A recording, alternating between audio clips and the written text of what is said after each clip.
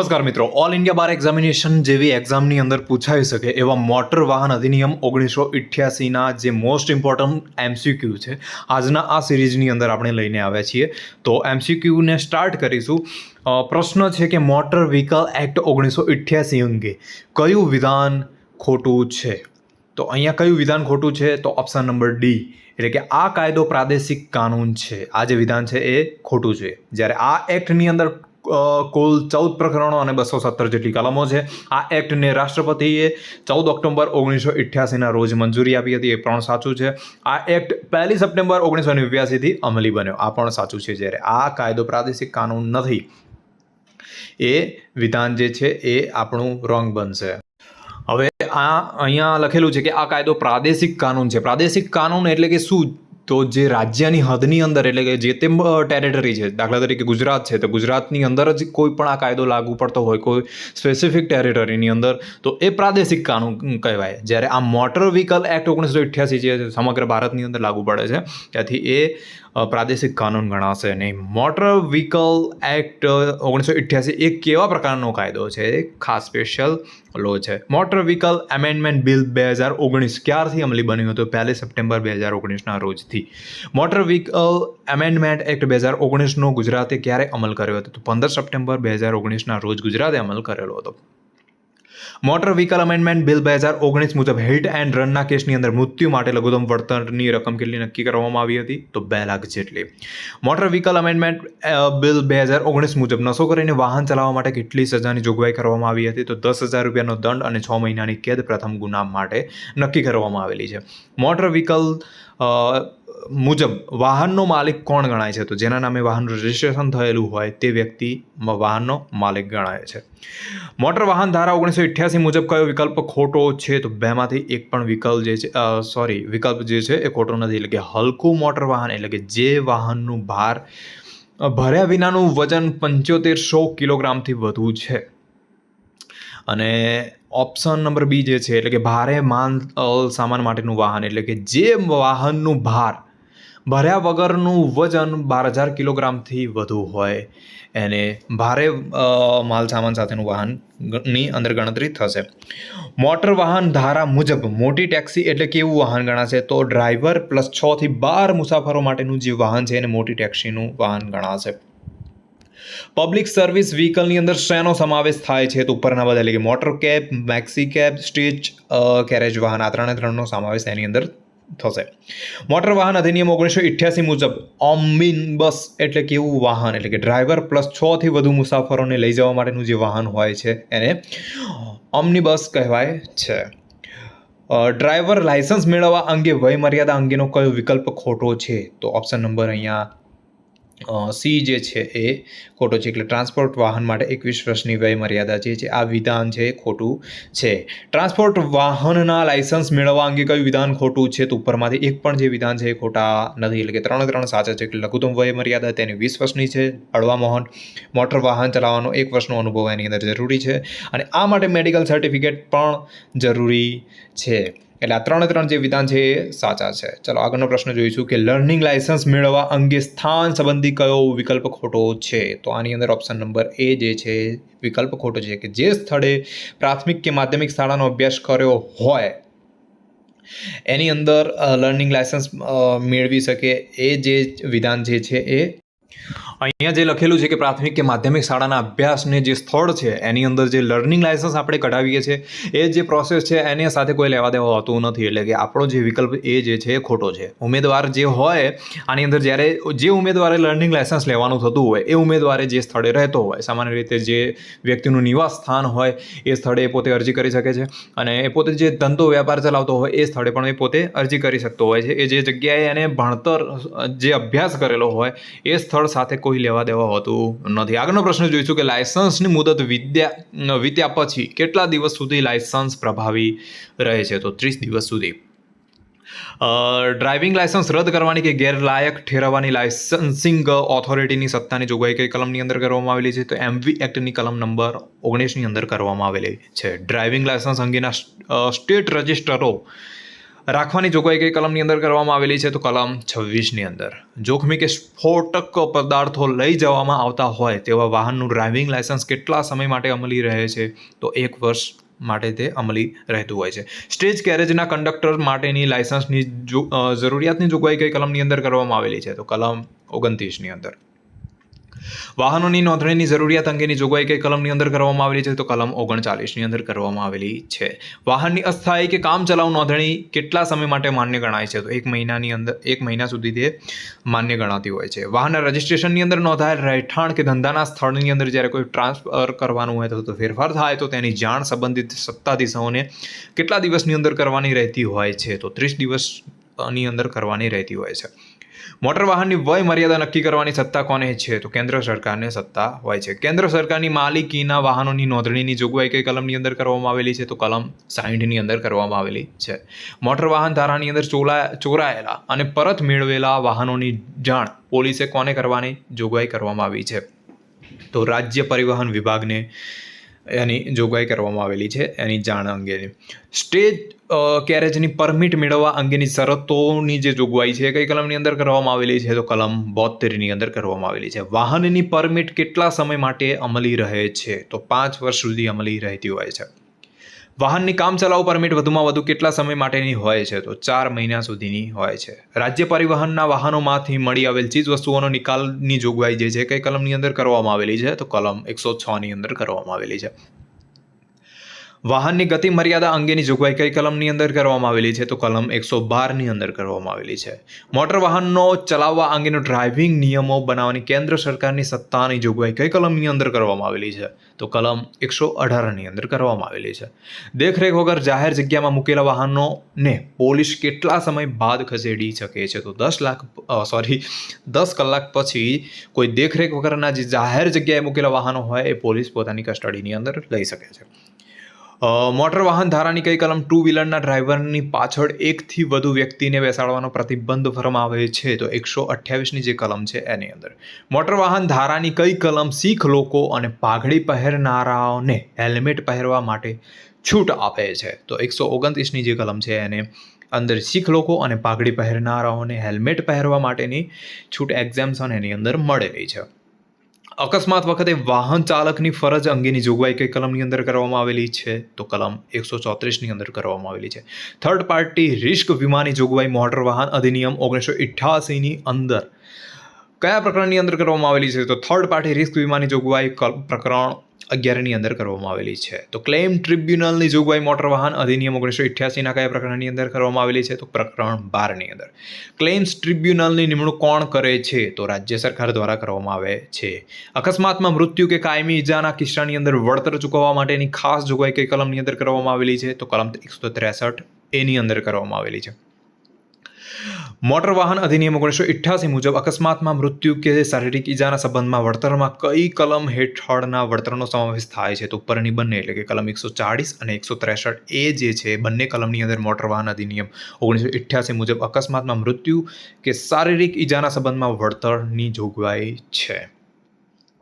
Claims ટ્રિબ્યુનલની નિમણૂકની જોગવાઈ કઈ કલમની અંદર કરવામાં આવેલી છે? તો કલમ 165ની અંદર કરવામાં આવેલી છે. અકસ્માતમાં મૃત્યુ કે ઈજા માટેના વળતર મેળવવા માટેની અરજી સંબંધિત જોગવાઈ કઈ કલમની અંદર કરવામાં આવેલી છે? તો કલમ 166ની અંદર કરવામાં આવેલી છે. મોટર વાહન અધિનિયમ 1988ના કયા પ્રકરણની અંદર વિભિન્ન ગુનાઓની સજાની જોગવાઈ કરવામાં આવેલી છે? તો પ્રકરણ 13ની અંદર. દારૂ પીને કે નશાકારક વસ્તુનું સેવન કરીને વાહન ચલાવવું એ કઈ કલમ હેઠળ ગુનો છે? તો 185 હેઠળ ગુનો છે.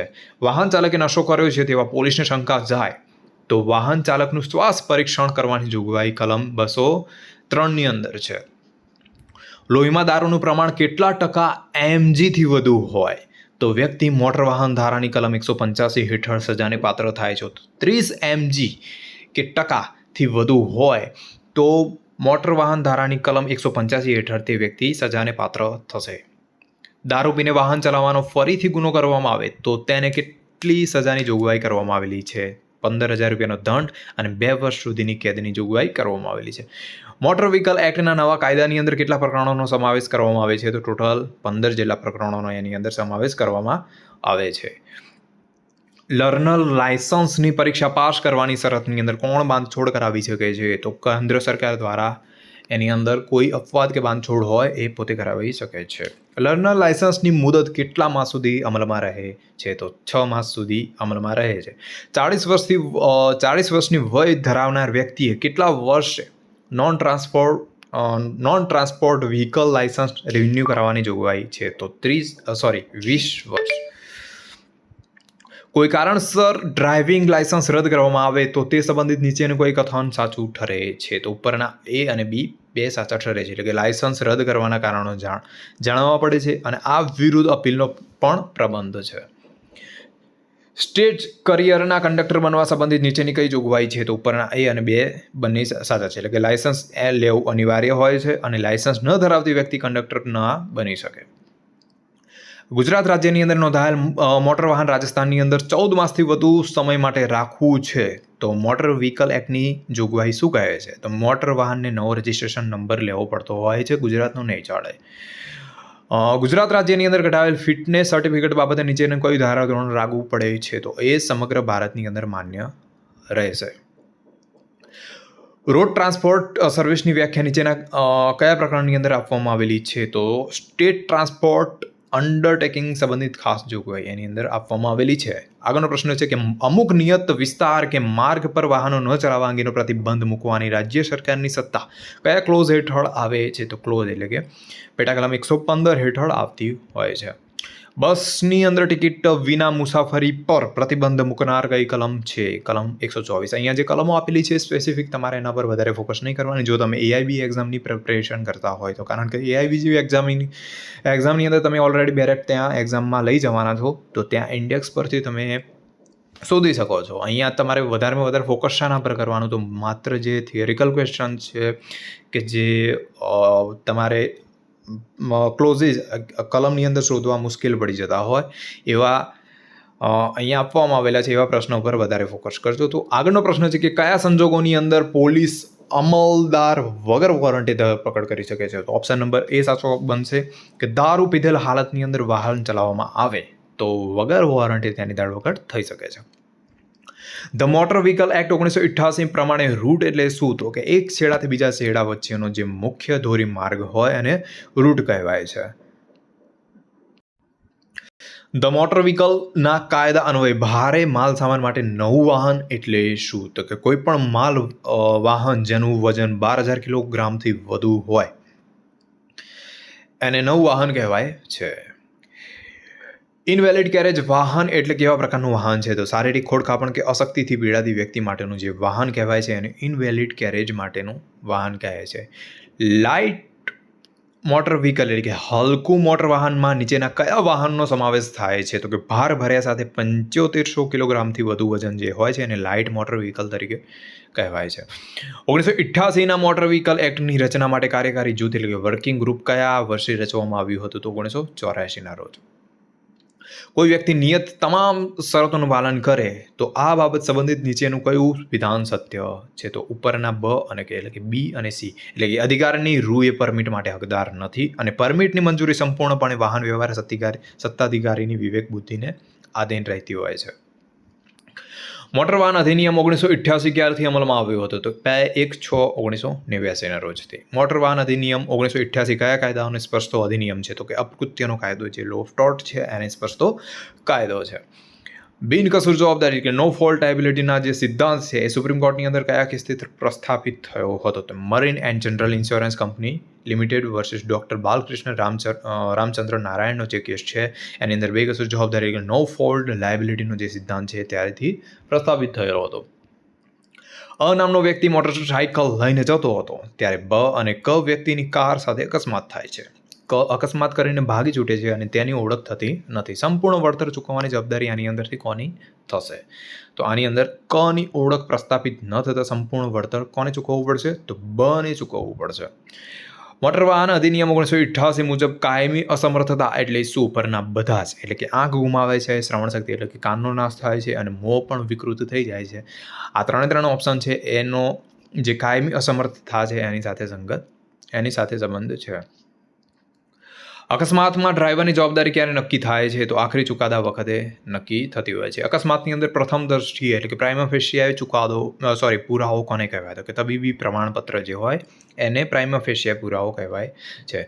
જ્યારે મોટરકાર સર્વિસ કરવા માટે ગેરેજમાં આપેલ હોય અને સર્વિસ કરનાર કારીગર દ્વારા અકસ્માત સર્જાય તો વળતર ચૂકવવા કોણ જવાબદાર થશે? તો વીમા કંપની થશે. કલમ 196 હેઠળ વીમા સંબંધિત કઈ જોગવાઈ કરવામાં આવેલ છે? તો વાહન માલિકના વીમા વિના વાહન હંકારે તો ગુનો બનતો હોય છે. વાહન માલિક, વાહન અને ત્રાહિત પક્ષકાર એમ ત્રણેય આવરી લેતી પોલિસીને કયા નામે ઓળખવામાં આવે છે? તો મિશ્ર પોલિસી કે કોમ્પોઝિટ પોલિસી તરીકે ઓળખાય છે. મોટર ધારા 1988 સંબંધિત નીચેનું કયું વિધાન વધુ અસરકારક છે? તો ઓપ્શન નંબર સી સાચો આન્સર બનશે કે વાહન માલિકો વાહન વીમો કાયદાની ફરજિયાત જોગવાઈના કારણે લેતા હોય છે. અહીંયા એક થોડી હું મારી પર્સનલ વાત કરું છું મિત્રો, વિડીયોનું થોડું ઇન્ટરવલ જેવું છે. મેં જ્યારે AIB એક્ઝામ ક્રેક કરી ત્યારે હું પણ ઓનલાઈન યુટ્યુબની અંદરથી વિડીયો જોતો હતો. હવે વિડીયો જોવાનો અર્થ એ નથી કે આપણું ધ્યાન સંપૂર્ણ વિડીયોની અંદર જ હોય. આપણે ઘણી જગ્યાએ ઘણી નોકરી પણ કરતા હોઈએ છીએ, સાથે સાથે સ્ટડી પણ કરતા હોઈએ છીએ. તો કોઈ કહેવાય છે કે તમારા જે કોન્વિનિયન્સનો રૂટ હોય અથવા તો કોઈ ટ્રાન્સપોર્ટેશનનો રૂટ હોય, મુસાફરી દરમિયાનનો જે રૂટ હોય ત્યારે તમે કાનની અંદર ઇયરફોન રાખીને આ જે વિડીયો સિરીઝ હોય માત્ર સાંભળો તો પણ AIB એક્ઝામની અંદરથી તમને ઘણી એવી મદદ મળી શકે છે. અને મેં મારા પોતાના એક્સપિરિયન્સ પ્રમાણે હું કહું તો મેં પણ આવી રીતે મદદ મેળવીને એક્ઝામ ક્રેક કરેલી છે.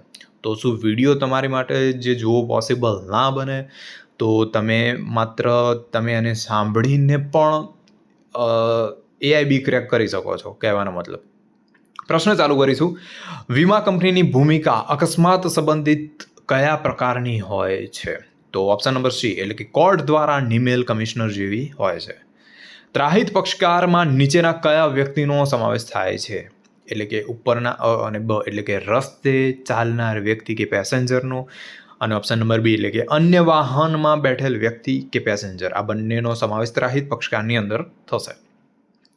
વીમા પોલિસી કયા પ્રકારનો કરાર છે? તો ઓપ્શન નંબર એ એટલે કે કંપની અને વાહન માલિક વચ્ચેનો જે કરાર છે.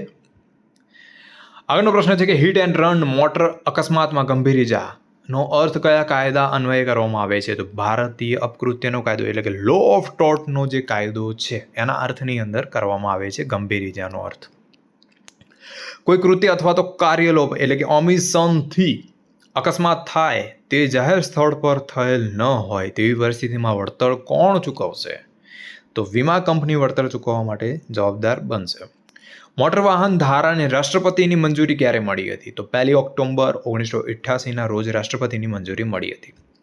મોટર વાહન ધારા 1988નો નીચેનામાંથી કયો ઉદ્દેશ્ય નથી? તો ઓપ્શન નંબર સી એટલે કે મોટર વાહન માલિકોને રાહત આપવી. આ જે છે મોટર વાહન ધારા 1988નો ઉદ્દેશ નથી. જ્યારે મોટર વાહન સંબંધિત કાયદાની પ્રક્રિયાઓને આપવી, મોટર વાહન ધારાના અંદર સંશોધન કરવું, આ જે છે એનો ઉદ્દેશ્ય હોય છે. મોટર વાહન ધારાની વ્યાખ્યાઓ કઈ કલમની અંદર આપવામાં આવેલી છે? તો કલમ 2 ની અંદર. રજિસ્ટ્રેશન પ્રમાણપત્ર કયા આશયનું પ્રમાણપત્ર છે? તો વાહનનું રજિસ્ટ્રેશન કરેલ છે તેના આશયનું. કંડક્ટરના કાર્યની અંદરથી નીચેની કઈ બાબતોનો સમાવેશ થતો નથી? તો વાહનને યોગ્ય પરિસ્થિતિમાં રાખી યોગ્ય સમયે સર્વિસ કરાવે એના કાર્યની અંદર સમાવેશ થતો નથી. શિક્ષણ સંસ્થાની બસ સંબંધિત કયું વિધાન ખોટું છે? તો ઓપ્શન નંબર ડી એટલે કે જેનો ઉપયોગ શૈક્ષણિક સંસ્થાઓમાં આર્થિક ઉપાર્જન માટે થતો હોય એની અંદર એનો સમાવેશ થશે નહીં. જ્યારે જે શાળાની અંદર કોલેજ કે અન્ય શિક્ષણ સંસ્થાઓના નેજા હેઠળ હોય, ઓપ્શન નંબર બી એટલે કે જેનો ઉપયોગ શિક્ષણ સંસ્થાના સ્ટાફ કે વિદ્યાર્થીઓને લાવવા લઈ જવાનો ઉપયોગ થતો હોય, અને ઓપ્શન નંબર સી એટલે કે જેનો ઉપયોગ વિદ્યાર્થી કે શૈક્ષણિક કર્મચારી ગણના શૈક્ષણિક પ્રવાસ માટે થતો હોય એ શિક્ષણ સંસ્થાની બસ સંબંધિત આ 3 વિધાનો છે. માલની વ્યાખ્યામાં નીચેની કઈ બાબત આવે છે? તો પ્રકાશન દ્વારા મોકલાતા પુસ્તકો. બસની વ્યાખ્યામાં કયું મોટર વાહન આવે છે? તો 50 મુસાફરો લઈ જવાની ક્ષમતાવાળા વાહનની સમાવેશ બસની વ્યાખ્યામાં થતો હોય છે. જાહેર સ્થળમાં નીચેના કયા સ્થળનો સમાવેશ થતો નથી? તો ખાનગી મકાનમાં જવાનો રસ્તો જે હોય છે એનો સમાવેશ થતો નથી. વાહન વ્યવહાર અંગેની નિશાનીઓ એટલે કે ડ્રાઈવરની જાણકારી, માર્ગદર્શન અને માહિતી માટેના વિધાનો કયા છે? તો ઓપ્શન નંબર A, B અને C આ ત્રણે ત્રણ, એટલે કે વિવિધ સંકેતો, ચેતવણી આપતા સંજ્ઞા કે સૂચિ, દિશાસૂચક સ્તંભ અથવા તો રોડ પરના ચિહ્નો. જાહેર રસ્તા પર એવો કોઈ જ વ્યક્તિ મોટર વાહન ચલાવી ન શકે જેની ઉંમર 18 વર્ષથી ઓછી હોય. આગળનો પ્રશ્ન છે કે 50 સીસીથી વધારે એન્જિન ક્ષમતા વાળું વાહન જાહેર રસ્તા પર ચલાવનાર ઓછામાં ઓછી કેટલી ઉંમર ધરાવતો હોવો જોઈએ વ્યક્તિ? તો 16 વર્ષથી ઓછી ના હોવી જોઈએ. જાહેર રસ્તા પર માલવાહક વાહન ચલાવવાની ક્ષમતા નીચેનામાંથી કોની નથી? તો 20 વર્ષથી ઓછી વયની વ્યક્તિની નથી. માલવાહક વાહન ચલાવવા લાયસન્સ લેવા માટે કોઈ વ્યક્તિએ હલકું મોટર વાહનનો પરવાનો કેટલા સમયથી ધારણ કરેલો હોવો જોઈએ? તો 1 વર્ષથી. 18 વર્ષનાથી ઓછી વય ધરાવતા વ્યક્તિને ગિયર વિનાની મોટરસાયકલ એટલે કે મોપેડ ચલાવવાનું લાયસન્સ. તો આની અંદર લાયસન્સ માંગનાર વ્યક્તિના વાલીની લેખિત પરવાનગી હોવી જોઈએ. મોટર ચલાવવાનું લાયસન્સનો વિસ્તાર કેટલો હશે? તો સંપૂર્ણ ભારતની અંદર. ડ્રાઇવિંગ લાયસન્સ મેળવવા નાગરિકે કઈ આરટીઓ ઓફિસમાં રજીસ્ટ્રેશન કરાવવું પડશે? તો કલમ 12ની જોગવાઈ મુજબ એવી સંસ્થા કે સ્થાન જ્યાંથી તે મોટર ચલાવતા શીખ્યો હોય. લાયસન્સ મેળવવાની પરીક્ષામાં પાસ ન થનાર નાગરિકને ફરીથી કેટલા દિવસોમાં લાયસન્સ લેવા માટે બોલાવવામાં આવે છે? તો 7 દિવસ પછી.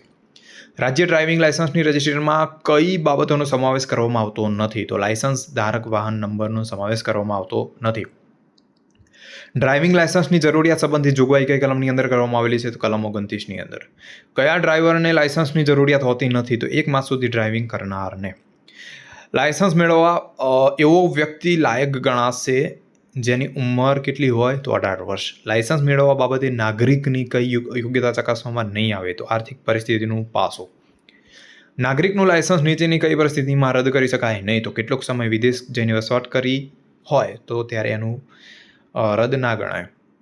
ડ્રાઇવિંગ લાયસન્સ રદ કરવાના ચુકાદા સામે એપેલેટ ઓથોરિટીને કેટલા સમયની અંદર અપીલ કરવી પડતી હોય છે? તો 30 દિવસની અંદર. લાયસન્સ આપનાર અધિકારીએ કોઈ વ્યક્તિનું લાયસન્સ કેટલા સમય સુધી રદ કરી શકે છે? તો 1 વર્ષની અવધિ માટે. નોંધણીની પ્રક્રિયાનો ઉલ્લેખ કઈ કલમની અંદર કરવામાં આવેલો છે? તો ઉપરની તમામ કલમો એટલે કે 40, 41 અને 42ની જે કલમ છે એની અંદર કરવામાં આવેલો છે. નોંધણીની માન્યતા કેટલા વર્ષ સુધી માન્ય રહે છે? તો 15 વર્ષ સુધી. કોઈ મોટર વાહનમાં નીચેની બાબતોને લઈને નોંધણી ના પાડી શકાય નહીં? તો ઓપ્શન નંબર D એટલે કે મોટર વાહન વાતાનુકૂલિત ન હોય તો નોંધણી માટે ના પાડી શકાય નહીં. કોઈ વાહનને બીજા રાજ્યમાં લઈ જવામાં આવે તો ક્યારે તેનું તે રાજ્યમાં રજિસ્ટ્રેશન કરાવવું પડશે? તો 1 વર્ષ સુધીમાં તે રાજ્યમાં રહે ત્યારે. વાહનના માલિકીપણાની નોંધણીની માહિતી કેટલા સમયમાં આપવામાં આવે છે? 30 દિવસની અંદર. વાહનની નોંધણી ક્યારે રદ કરી શકાય છે? તો જ્યારે વાહનની જરૂર ન રહે ત્યારે. નોંધણીને ક્યારે રદ કરી શકાતી નથી? તો જ્યારે મોટર વાહન નાશ થઈ જાય ત્યારે, જ્યારે મોટર વાહન જૂનું થઈ જાય ત્યારે અને જ્યારે મોટર વાહનનો ઉપયોગ વિનાનું થઈ જાય ત્યારે એ રદ કરી શકાતી નથી. વાહનનું આયુષ્ય નક્કી કરવા નીચેની કઈ બાબતોને ધ્યાનમાં રાખવી પડે છે? તો ઉપરના તમામ પાસા એટલે કે પ્રજાહિત, સુવિધા અને અધિનિયમના ઉદ્દેશ આ ત્રણ બાબતો છે એની અંદર ધ્યાનમાં રાખવી પડતી હોય છે. કેન્દ્ર સરકારના વાહનોના રજિસ્ટ્રેશનની નીચેની કઈ બાબતો લાગુ પડે છે? તો ઉપરની બધી જ બાબતો એટલે કે સામાન્ય પ્રક્રિયાથી તેની નોંધણી નહીં થાય, નોંધણી સંબંધિત પ્રમાણપત્ર આપવામાં આવશે અને નોંધણી અંગેનું ચિહ્ન હોય છે. કલમ 67ની અંદર માર્ગ વાહન વ્યવહારને નિયંત્રણ કરવાની સત્તા નીચેનામાંથી કયા સત્તામંડળને હોય છે? તો કેન્દ્ર સરકાર પાસે હોય છે.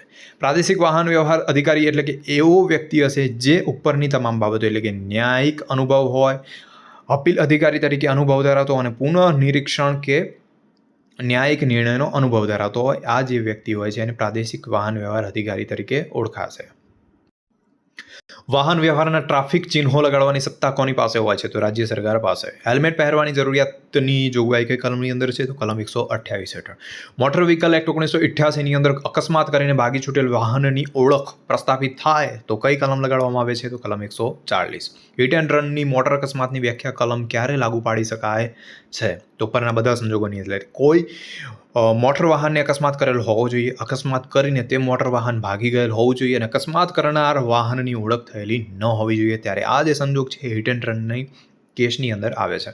કાયમી અસમર્થતાનો અર્થ મોટર વ્હીકલ એક્ટ 1988ના કયા ધારા મુજબ કરવાનો થાય છે? તો કામદાર વળતર અધિનિયમ 1923 પ્રમાણે.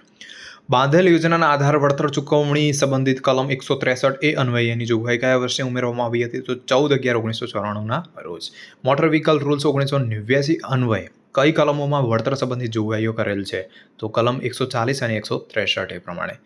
ક્લેમ્સ ટ્રિબ્યુનલને કરવી પડતી અરજીની સાથે કયો દસ્તાવેજ જોડવાનો હોય છે? તો ઉપરના બધા જ, એટલે કે અકસ્માતની FIRની નકલ, ઈજા અંગેનું અથવા તો પ્રિયમ રિપોર્ટ અથવા મૃત્યુ પ્રમાણપત્ર, વાહન માલિકી અને વીમા અંગેના વીમાની વિગતોના જે સર્ટિફિકેટ હોય છે એ ક્લેમ ટ્રિબ્યુનલની કરવી પડતી અરજીઓની સાથે એટેચ કરવાનું રહેતું હોય છે. ક્લેમ ટ્રિબ્યુનલને કરવી પડતી અરજી સાથે કયો દસ્તાવેજ જોડવાનો થતો હોય છે? તો આની અંદર ઉપરના તમામ, ફરીથી એનો એ પ્રશ્ન આવી ગયો છે. ચલો આગળનો પ્રશ્ન જોઈશું કે ક્લેમ્સ ટ્રિબ્યુનલના કલમ 140 હેઠળ દાવાનો નિર્ણય કરવા માટે કેટલાક નિષ્ણાતોની મદદ લે છે? કેટલા નિષ્ણાતોની મદદ લેવામાં આવે છે? તો ખાસ જ્ઞાન ધરાવતા 2 કે તેથી વધુ નહીં તેવા નિષ્ણાતોની મદદ લેવામાં આવતી હોય છે. ક્લેમ્સ ટ્રિબ્યુનલ કલમ 218 અરજી રદ કરવા બાબતે નીચેની અંદરથી કઈ બાબત સાચી ઠરે છે? તો અરજી રદ કરવાના કારણો જાણવા પડશે. ક્લેમ્સ ટ્રિબ્યુનલે કરેલ ચુકાદાઓ અંગે નીચેનું કઈ વિધાન સાચું છે? તો દીવાની કોર્ટે કરેલ નાણાંની ચૂકવણીના હુકમનામા સમાન રહેશે.